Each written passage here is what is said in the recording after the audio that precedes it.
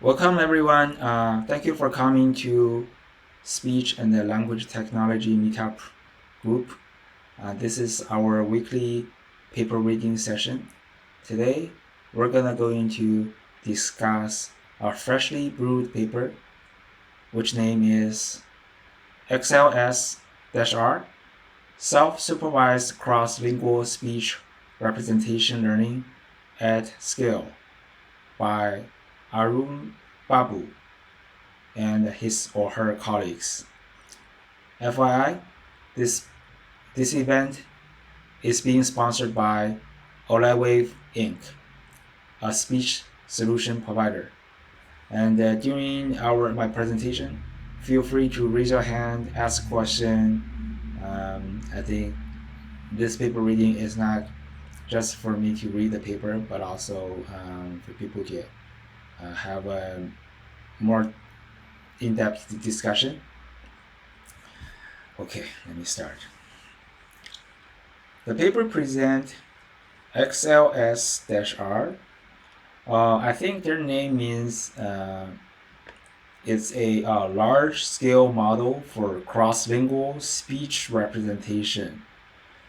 So the X in speech really means is cross, okay? L means lingual, and S means speech. R means representation.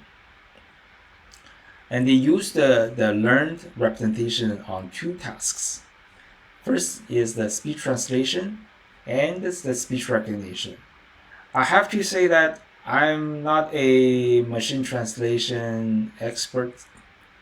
I know more about speech recognition, but I'm trying to tell you what's happening to their speech translation stuff, okay? And I think the authors are fairly, they show their generosity by sharing their models and code, as well as their Wave2Vec 2.0 onto the GitHub. Big kudos to the authors. I think our community is evolving because those selfless companies like Facebook, Fair, they're doing really nice work, and they are letting other people not only know their work but also let other people to use their work. Self-supervised learning. For those of you who are not familiar with this concept, please go to our YouTube channel, which is OLEWave. Don't know whether I can type this. It's just a search on the Google YouTube. There is a OLEWave channel, YouTube channel, and search the video Big SSL.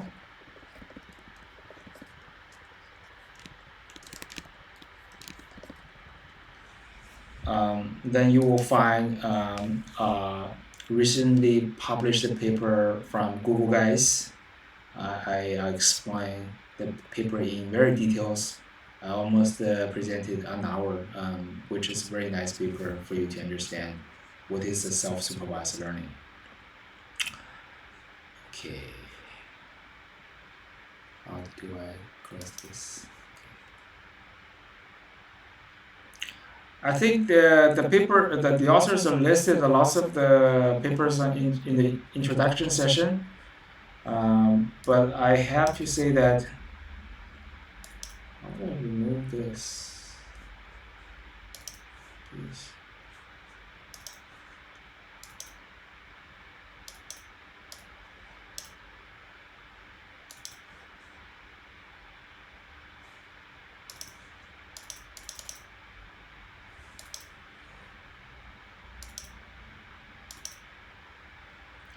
Anyways, I'm gonna have to live with this.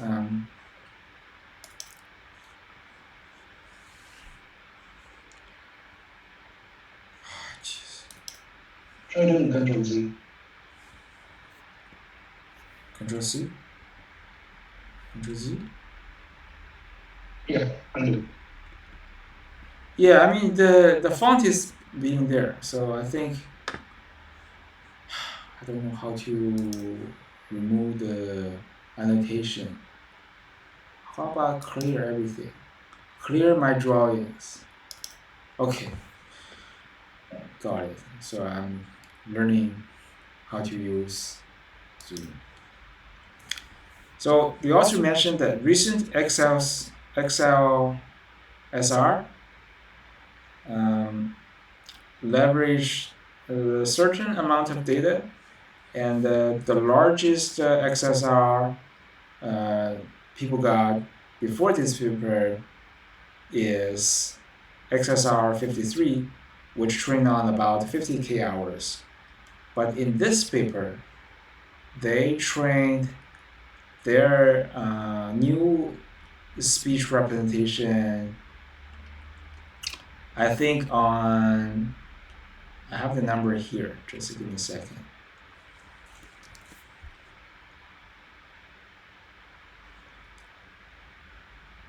436K hours, which is about one more magnitude compared to the previous published work,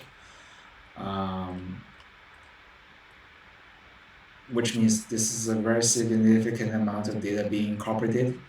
And because I think this author just uploaded the paper yesterday, the figure one is empty. And that they also listed, give you people some pointers of the publicly available speech data and language data.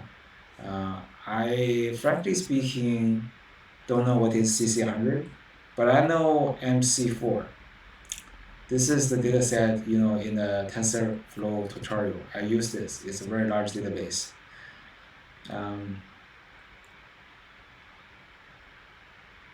I think they also raised this very interesting issue.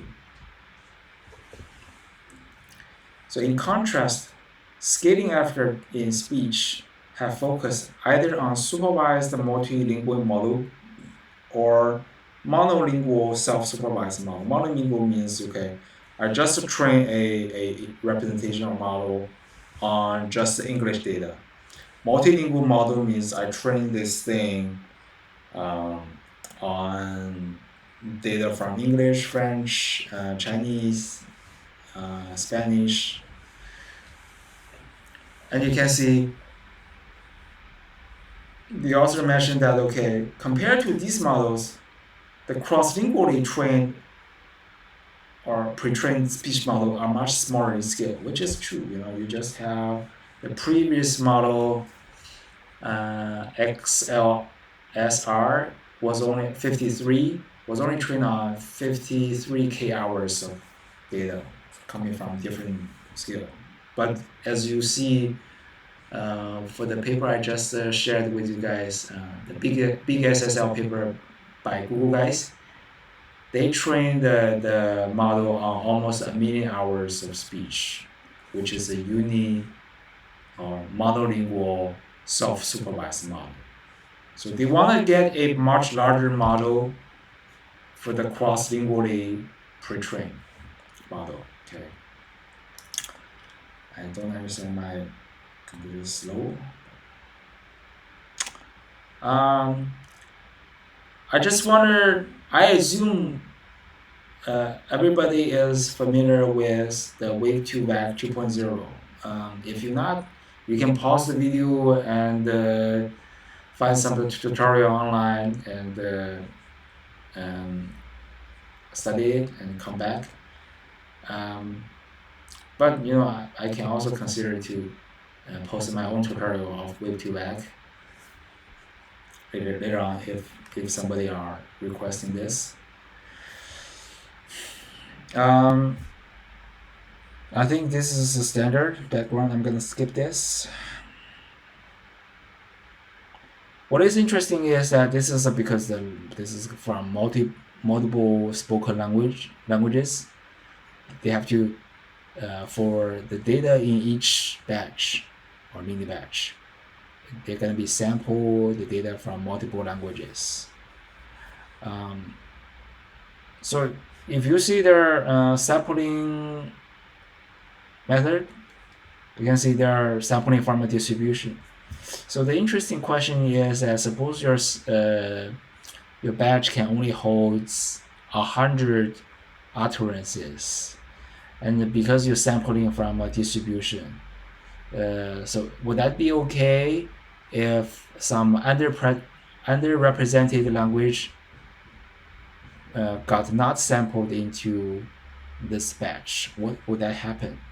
I'm just curious.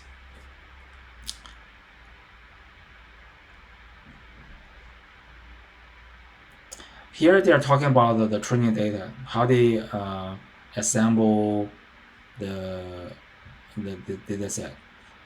Well, the interesting thing is it's available to all of us, I think. This is all public available data.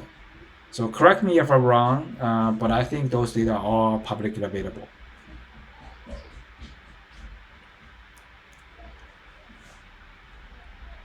And the downstream evaluation, well, these people did a lot of work, because the downstream evaluation, they are actually recognizing about how many. You can see this page, I think about 100 languages. I think I saw the number 128. I got overwhelmed. How, I just don't know how they run so many experiments. But I kind of disagree with language families. I think they need to consult to some linguist expert regarding this table. I think their understanding of Dutch and English and German, they're okay. I think they're correct. Indo-European, and the more specific, they're Germanic. But I don't think the Sino-Tibetan thing is correct. I would more say, I think Chinese, Korean, and Japanese should be in one single family, but they're separating up. Definitely, they're in the same family, because Japanese, Chinese, Korean, they share lots of similar pronunciations in terms of the words, idioms, and you can see that the Chinese, Japanese, Korean, and the Eastern languages are underrepresented, especially the Chinese. Chinese is a widely spoken language. They should have more data being incorporated.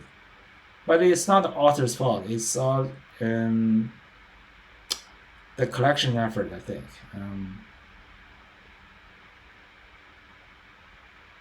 Sorry, I scrolled that too fast, but I'm not intending to let you to see this, because there are too many information in it. Okay, let's come to the automatic speech translation part. So I think the fundamental approach is they want to learn a embedding by using the Wave2Vec training, or Wave2Vec 2.0 training procedure, which is a supervised training method. The network will take the speech signal or speech raw signal as input. You can see here, like Ian. And sorry, no. So they take the raw signal as input, and they got this representation X. X is called representation. So you can see that for any type of the language in the training stage for speech translation, okay, you first get a unsupervised training, then you got this X, and then from this X, because for machine translation task, you know what the target speech is, okay? Then you're capable of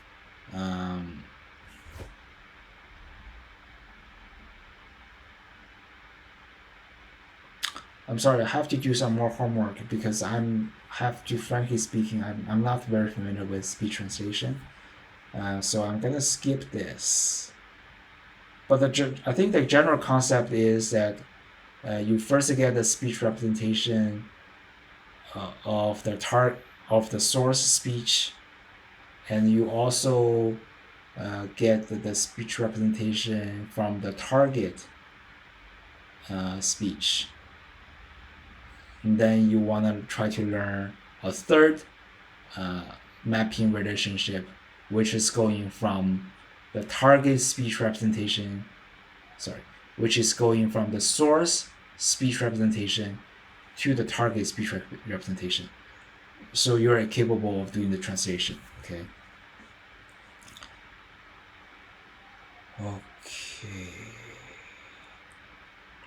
I think I'm still wrong. I think what I meant is that, say you want to go from English to French. I think the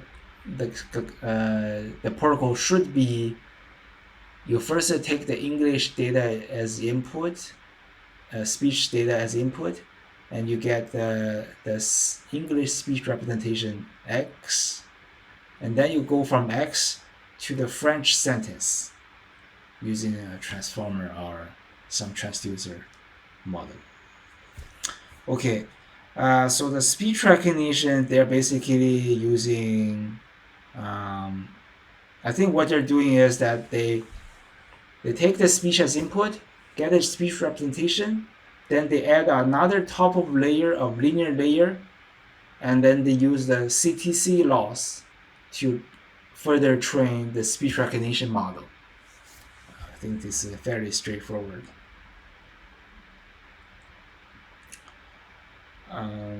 Here they're talking about different ASR settings. I think it's amazing that these also, they have the energy to run so many tasks. I guess they want to see if their speech representation can be serving as a universal representation for different ASR talks for different languages.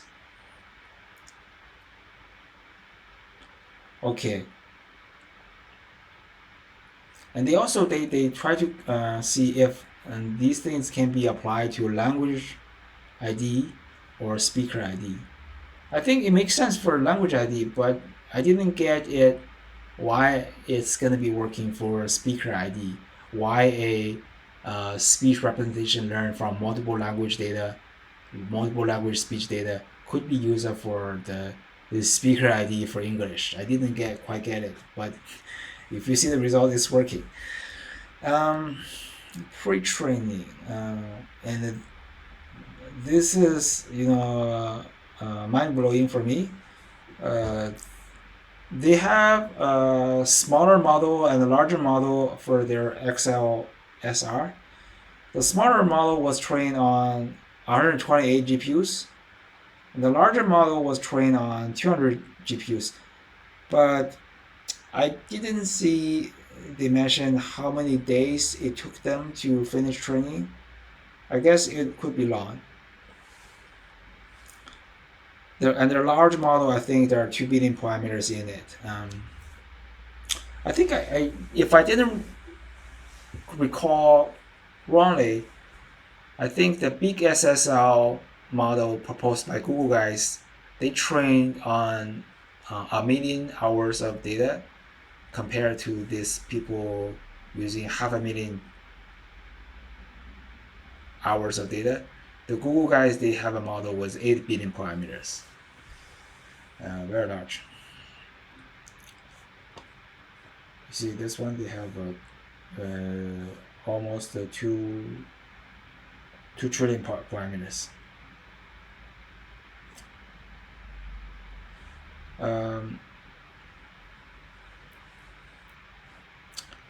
So I didn't get it. Why they're saying 2B here, and this is only 2T. What does the B mean? Trillion, the billion. Yeah, I think I didn't get it. Anyway, it's a very large. You can figure out those things by yourself. Maybe the author made a mistake, or I made a mistake, or I didn't understand it. But it's you can see the number here. It's about the model is about 1 magnitude larger than the baseline XLR 53 published last year, I think.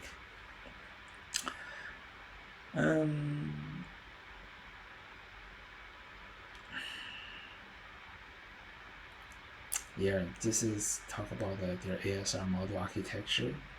And then, yeah, as known to all of us, a large batch size would be effective, which means you want to buy GPUs with a bigger memory, so you can stuff more utterances into one batch or into one GPU memory. But for this one, training updates to be effective, 20K updates for Babel. My understanding is that 20K hours. Yeah, I guess it should be 20K hours for Babel,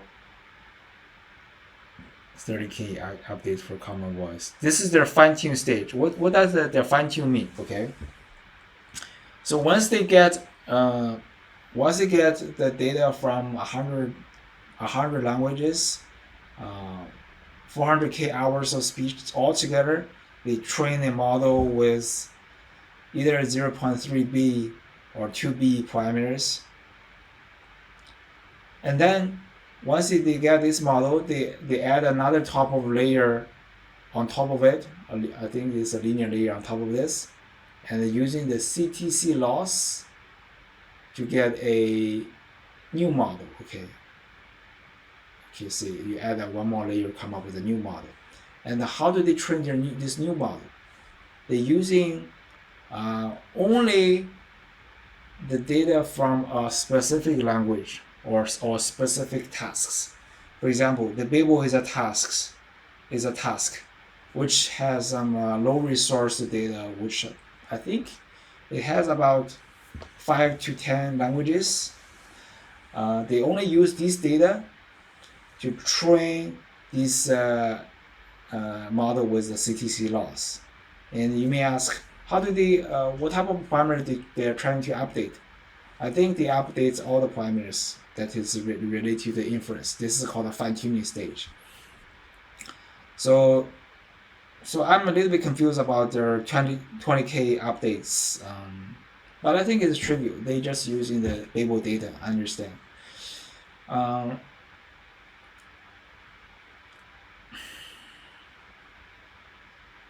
This is called their fine-tune stage. And see their results. Okay, result is very good. You can see the baseline on the first line, the baseline, and their result to be a very significant amount of improvement. The blue score got doubled. See? And also compared with somebody who published the paper. I didn't read this paper. I guess they're using a similar approach, but may not use as much data for self-supervised training, self-training as people doing this work. And you can see that once this work doesn't use as much data or using a smaller model, it's not as good as the XMEFX. But once its model size got large enough, so I guess it solved the overfitting issue, it's performed significantly better, especially for the low resource languages. What the low means that take some language on the Pacific Islanders, for example. Okay, they probably just have 5 hours of training data. This means low resource data, and this thing works super well for those things. And you see, I think this is how it beats the other methods, because it mainly works fairly well on the mid-resource and low-resource languages. Okay.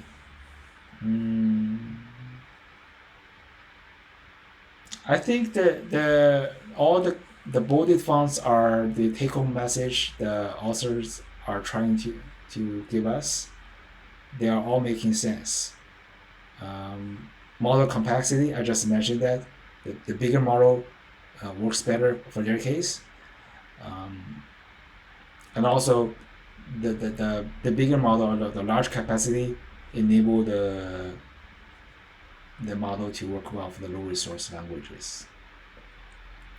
Okay. They also did some look into the details, why it works for speech translation works tasks, and you can see they did a very detailed comparison, and you can see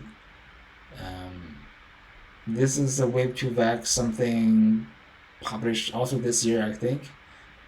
You can see the results here, and you can see the next line, which has self-training plus language model. So what does the self-training mean? It doesn't mean the unsupervised training anymore. It means you use a certain speech recognizer to recognize the unlabeled or untranscribed speech data and get the content of the speech. Then use that as a extra information in the training. So this is called the self-training. Okay. The language model means that you add a language model rescoring or language model fusion to the end-to-end model.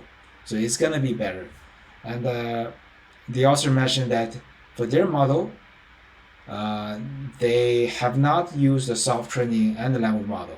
So I think the fair comparison would be the two yellow lines, and you can see this paper performs way better than this one.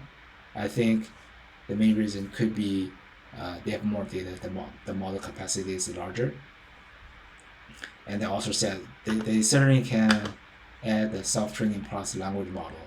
So, from my perspective, I would be loving to see the author add another line here, which is self-training plus language model on top of the XLR 2B. So in that case, we can understand whether the model is good enough, so we can skip the self-training or language modeling, or the language model still works for the large capacity model. Okay.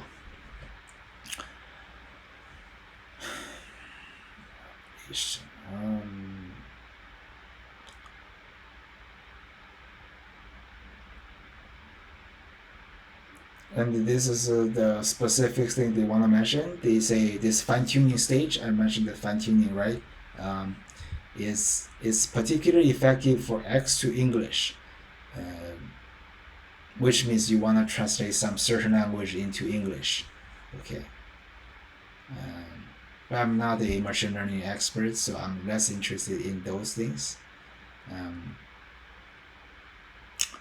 But what is more interesting to me is the speech recognition results. I want to see whether this speech representations learned from data from different languages, with or without transcriptions, can serve better for the under-resourced speech recognition task. And the answer is yes. You can see the Babel task. Babel task, you can see that I remember it's a very challenging task. I think 5 years ago, people are getting, 5 years ago, people are getting something like a 32 or 40-ish result, you see.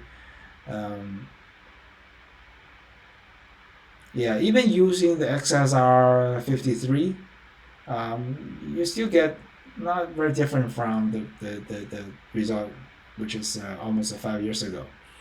But when shifting the paradigm to this work, you can see the results got, I would say, got improved by about 20%, which is eye-opening for me. Yeah, 20% is a big improvement, big improvement in speech recognition. I wouldn't say big, I would say huge improvement in speech recognition. For common voice task, yeah, you see, this is an easier task because it's a read speech. Yeah, I agree with the authors. And then let's see the results. Huge improvement. You can see that XLS-R 53, you get something on average, which is about 7.6. Then you got 4.9. So this is also like, I think this is 20%, right? Almost, I think 20 to 30%. I think more than 30%. This is also a very significant improvement. But I mean, those results are less important. Why? Those are read speech.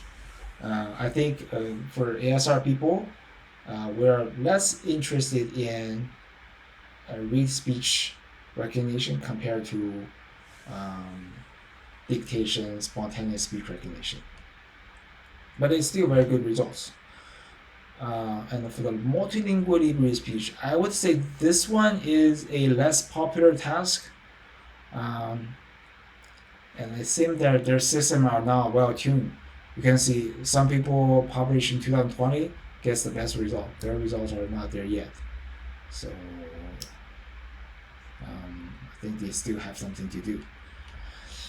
Vox Populi, this is a European parliamentary speech. They are getting significant better results, you can see. Yeah. But I would say, I'm not saying that the authors are not doing a good job, but I'm saying that in general, the baseline or the this work is comparing with are not very strong or not well tuned. Because a lot of people are working on this.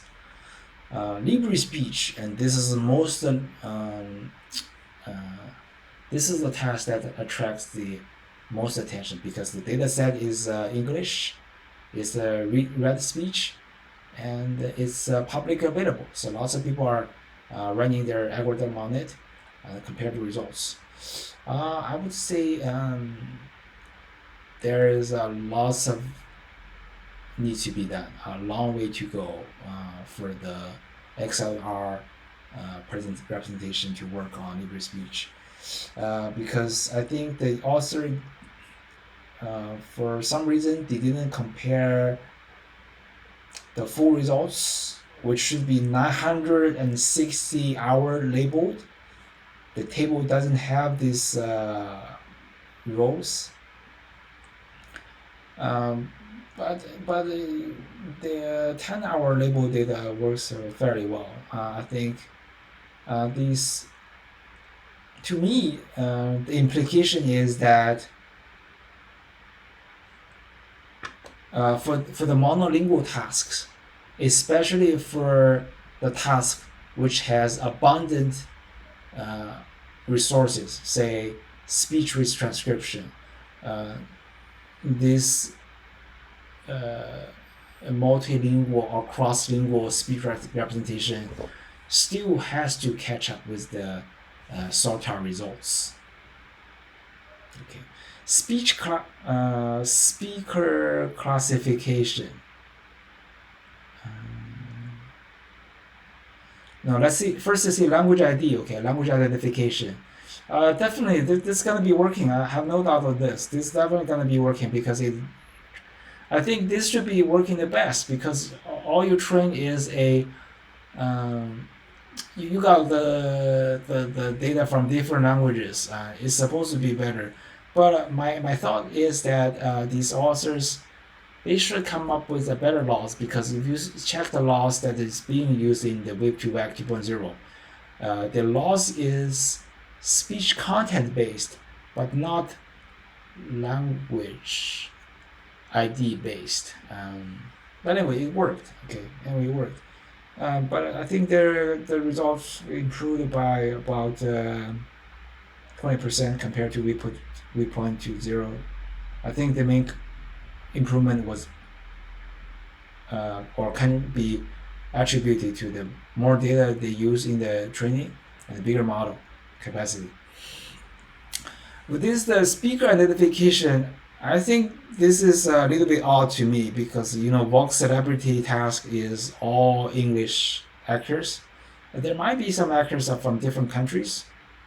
That might be the thing. Okay, the speakers to be identified or could be from different countries, English actors, French actors, Latino actors, and then you can see the results in terms of error rate.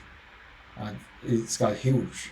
If you see the error rate wise, it improved by almost a 50% compared to the SOTA result on the second row. But I think I have to spend some time to think about why this thing is working for the voice celebrity task, which is a speaker ID task, while the loss is not speaker. The loss is not speaker related, and I think I need to think about that. Discussion. I think for discussion, the author has covered all of these in their algorithm and experimental discussions. So I'm gonna stop here. So any questions?